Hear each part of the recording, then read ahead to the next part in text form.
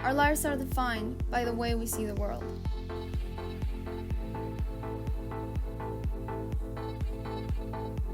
So let's reimagine, and reimagine again.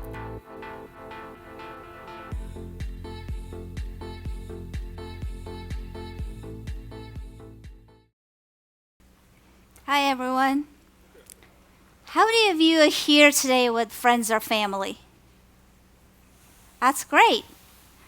The belongingness hypothesis says that humans are inherently driven to connect with others, to form and maintain strong relationships. This is something I explore in my research. I look at different ways of connecting with other people using technology. For example, for my master's thesis, I built this outdoor team-based mobile game. The idea was for people to spend time with their friends, not look at their phones, pay attention to their teammates, to the opposing team, to the world around them, almost like you do when you play football or some other sport. The phones, of course, were used. They were used for handling the logistics of the game, and the phone was also used to augment the gameplay experience with sound, something I called Augmented Orality. During the play testing, I found that a lot of people, I was watching them, and you can see them hop and run and skip and just have fun. Fun trying to catch invisible aliens. So it was almost like everyone was enjoying being a kid again.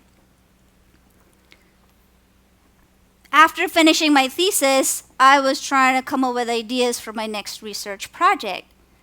And one evening, I went to dinner at a friend's place. He had just received the first consumer VR headset.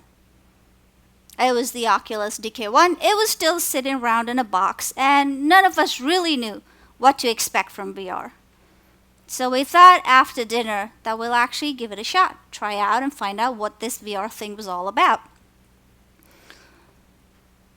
I put on the headset, and it transported me into a cartoony cave-like environment like this. Looked around for a few seconds, trying to get my bearings, figuring out how to move in this virtual environment, and then eventually I walked out.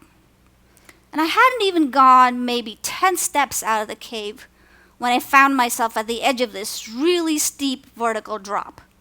Almost immediately, my heart rate went up, and I grabbed onto the chair that I was sitting in, and I even closed my eyes.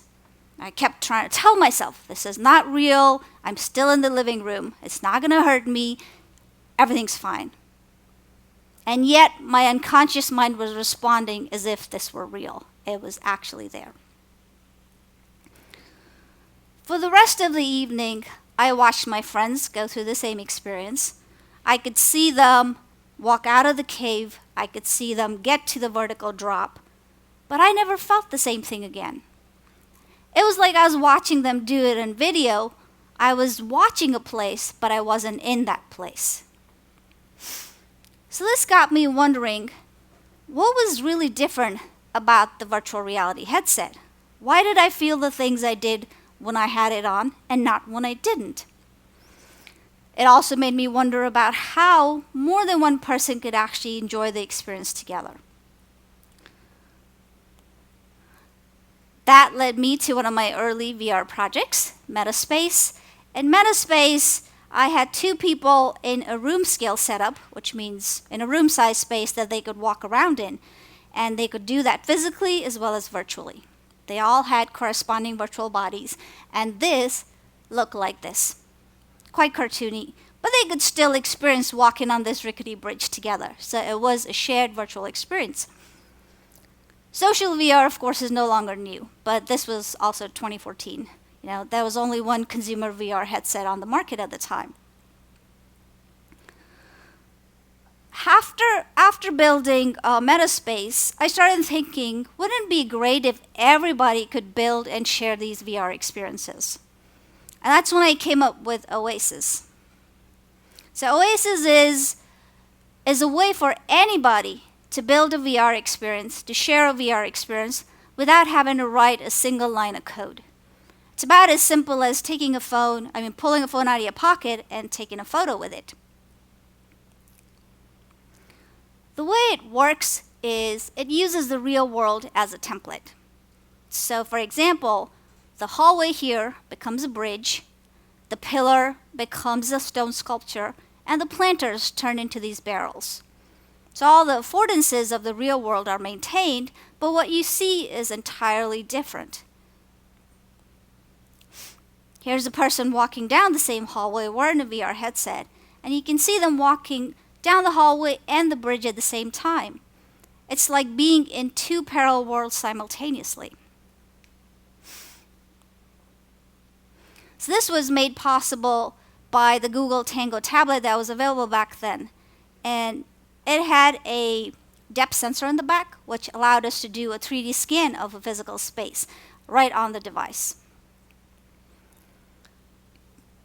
So here you can see my colleague walking down the hallway, and all he has to do to build a 3D model of the space is walk around with the tablet held up like this. And the system does the rest. And once the whole 3D model is done, it takes a few minutes to do that. From there, we go to the virtual experience. And this entire pipeline is automated. So from a user point of view, all they have to do is build this 3D model, and the system will do the rest and give them a VR experience. To hear my colleague walking down the same hallway in this virtual world that he just built. It only took him a few minutes to do this. Alright, so this is possible, going from point cloud to a VR experience. And the way we do it is we take our initial point cloud and we want to separate it out into points that represent the floor space, because that's the open area where you're going to walk, and into points that represent obstacles, which could be walls or furniture or anything else that you have in your space. And once we have those 2 points separated out, we then project them down onto the ground plane. It's like looking at a top-down view of those points. And we combine them to get what is the IWA, the walkable area. So this, the system believes, is the open space in the 3D model. This is the place where a person can safely walk while wearing a VR headset without running into obstacles. So once we have that, a couple of the processing steps, and we start building the virtual world.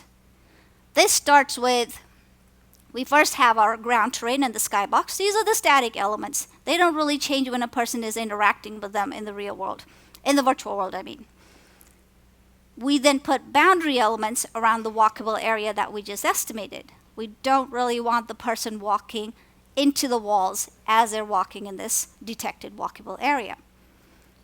And lastly, we want to put other elements in the virtual environment to make the world feel alive, to give it more of an experience feel as opposed to just having the walkable space. And the placement of these elements has to be automated. We don't want someone sitting there and manually putting these around. And we use a genetic algorithm to optimize the placement. Here you see 4 different virtual spaces built off of the same 3D scan space. You can make this as realistic as you like. It all depends on the 3D models you have. Or you can make it as cartoony as you like. Just depends on your art style preference. Alright, so when we have more than one person and more than one walkable area, then here's an implementation of what it works out to be. We can see 2 people in 2 different physical spaces, and they're both interacting in the same virtual space. They can approach one another, shake hands, and interact with each other as if they're in the same physical room. Alright, so we all know humans are inherently social, right? And being able to build your own virtual experiences can allow you to interact with others, to connect with others at a whole new level. And you can do it right from your living room.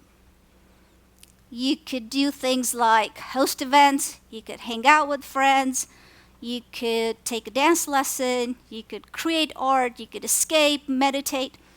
Anything is possible. Now, science fiction writers have been writing about and imagining parallel worlds for decades. With Oasis, we can all build these parallel worlds. We can all create these digital twins of real-world spaces. Oasis actually lets you bring something that's traditionally an offline thing, like a hallway, a garage, a kitchen, a living room, any of these resources and turn them into an online resource, something that's digitally connected, something that others can experience in different shapes or forms. So after enabling everyone to create and share virtual experiences, I'm interested in creating and sharing a virtual self. Self-backed by AI, of course. A self that could maybe be excited about getting up for a 7 o'clock meeting. A self that can go grocery shopping while I'm working on a grant proposal. Or a self that can manage my calendar when I can go for a run. So I'd like to leave you all with this question. What would you do? What kinds of things do you think you would achieve if you had such a virtual self? Thank you.